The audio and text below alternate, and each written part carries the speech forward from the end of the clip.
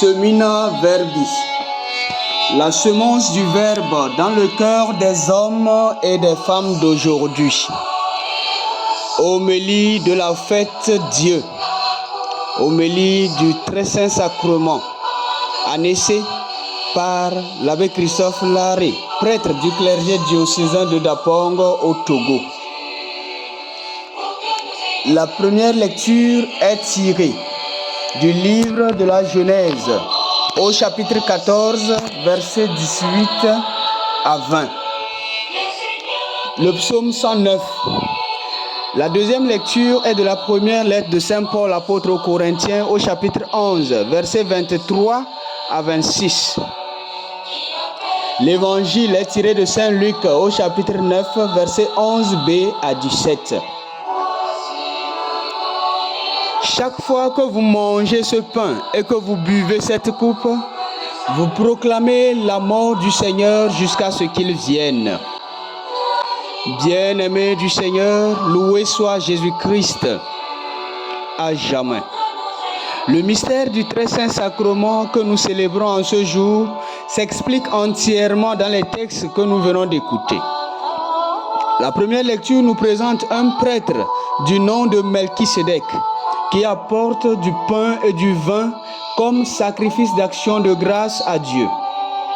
La deuxième lecture raconte la Sainte Seine aux chrétiens de Corinthe et l'évangile présente Jésus comme celui qui nourrit les affamés. En bénissant Abraham, le geste de Melchisédek préfigure le don que Dieu communique à ceux qui participent à l'Eucharistie. Car grâce au sacrifice du Christ sur la croix, qui est l'acte même de l'Eucharistie, nous sommes les bénis de Dieu. Effectivement, nous sommes les bénis de Dieu.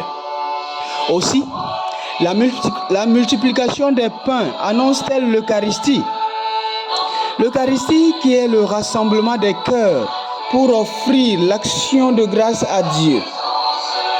Jésus, en nourrissant la foule, n'a pas voulu la voir dispersée comme les disciples le lui demandaient. Je cite, « Maître, renvoie cette foule, qu'ils aillent dans les villages et les campagnes des environs afin d'y loger et de trouver des vivres. Ici, nous sommes dans un endroit désert. » Fin de citation. Il a donc voulu les rassembler en un seul corps et un seul esprit, car comme le dit la prière eucharistique numéro 2, quand nous serons nourris de son corps et de son sang et remplis de l'Esprit Saint, accorde-nous d'être un seul corps et un seul esprit dans le Christ. Fin de citation.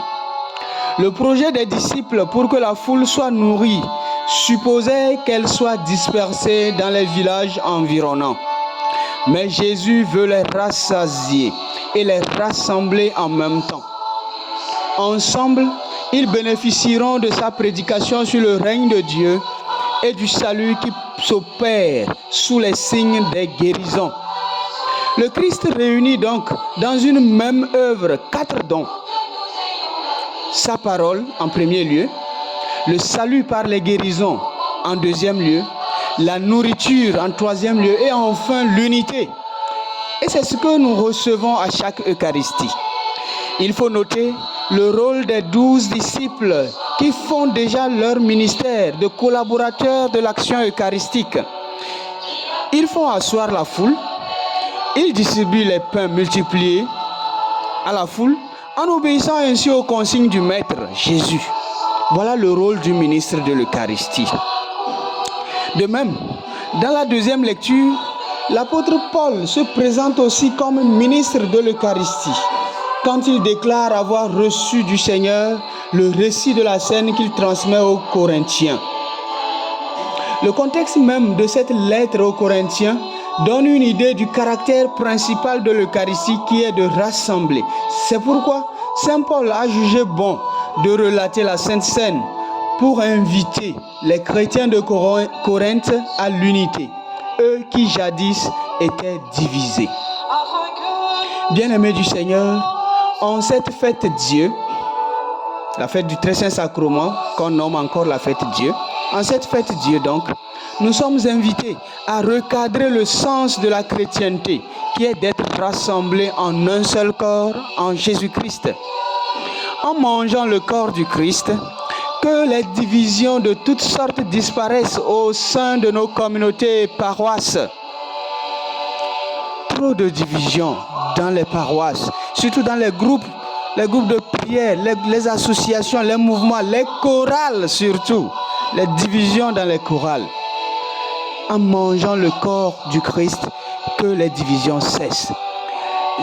C'est pourquoi, entre parenthèses, j'invite donc tous les choristes qui ne sont pas mariés, qui n'ont pas régularisé leur situation afin d'accéder à la table sainte, de le faire.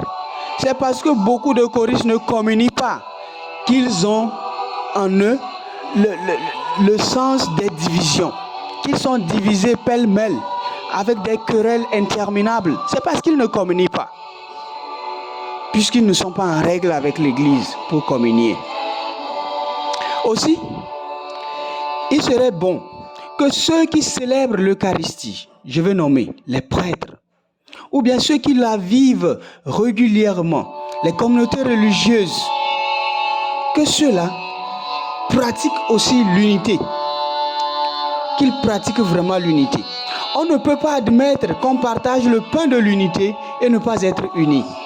On ne peut pas admettre qu'on célèbre l'Eucharistie qui rassemble alors que nos cœurs sont divisés et pleins de rancune, de méchanceté et de jalousie. On ne peut pas concevoir cela.